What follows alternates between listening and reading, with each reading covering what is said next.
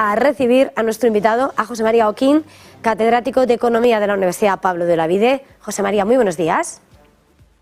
¿Qué tal? Buenos días.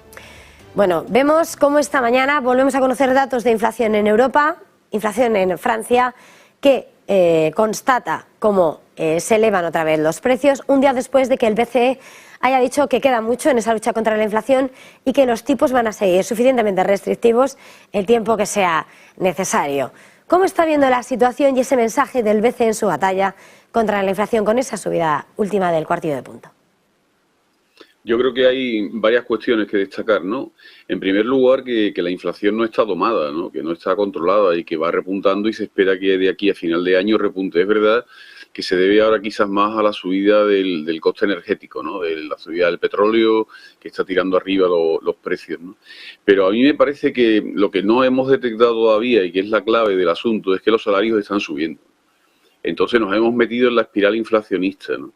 Pensábamos que los salarios iban a subir un 2, un 3% y tal, pero Alemania sacó el otro día un 6,2% y España, según los datos, también están subiendo en ese orden, ¿no? Entonces, si los salarios empiezan a subir, ya hemos entrado en la tercera inflación, ¿no? La primera fue una inflación de costes debido a la guerra de Ucrania y el coste energético. La segunda, la demanda siguió tirando y el consumo ha seguido tirando hasta hace muy poco, pero en paralelo la política fiscal sigue siendo muy expansiva, pero ahora está arrancando la tercera inflación, que es la espiral inflacionista.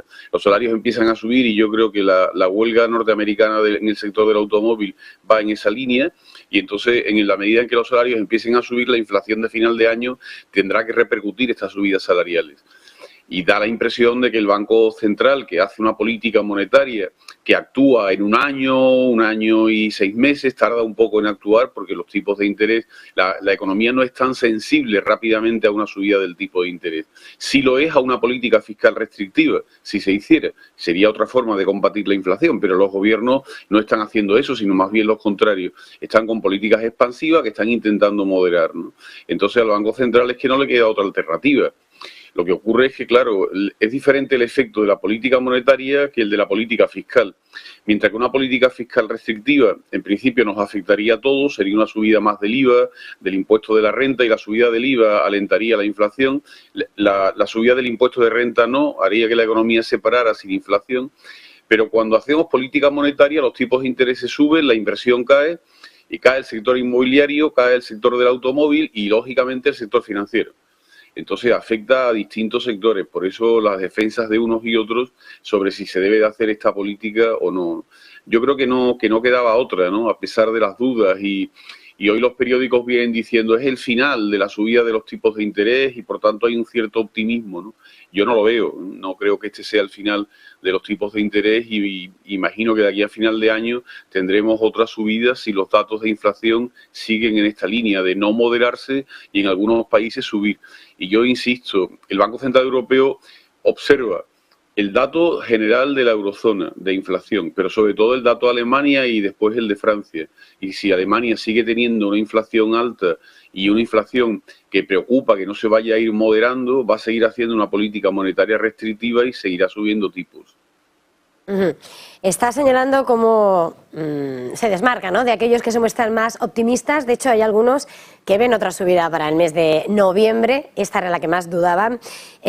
Toca el turno de la Reserva Federal la semana próxima y por lo que estaba señalando, como la inflación se aviva con los precios energéticos, precisamente el último dato de inflación se veía impulsado por esa energía, por esa gasolina, que el propio Biden ha dicho que va a combatirla, que la va a bajar. ¿Qué espera que haga Powell?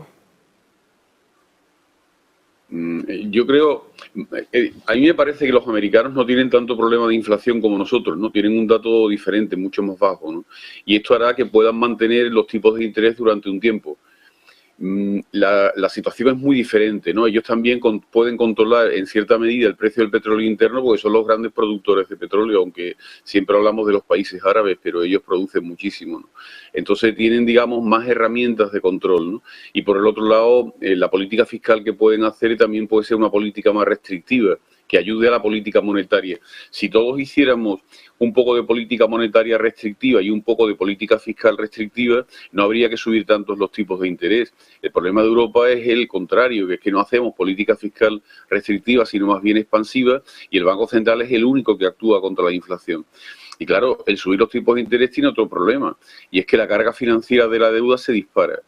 Entonces, a mí yo creo que seguramente la Reserva Federal mantendrá tipos y en cambio el Banco Central Europeo en la siguiente reunión mantendrá tipos, pero a la otra ya los volverá a subir.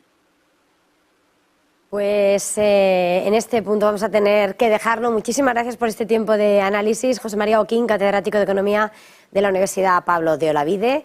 Gracias. Feliz jornada. Muy bien, buenos días a todos. Gracias. Y nosotros